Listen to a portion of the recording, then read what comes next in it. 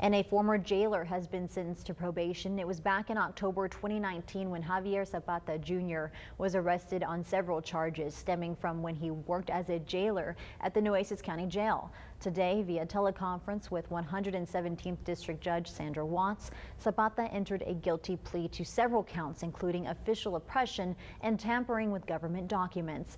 Zapata was sentenced to 3 years probation and a $1,500 fine.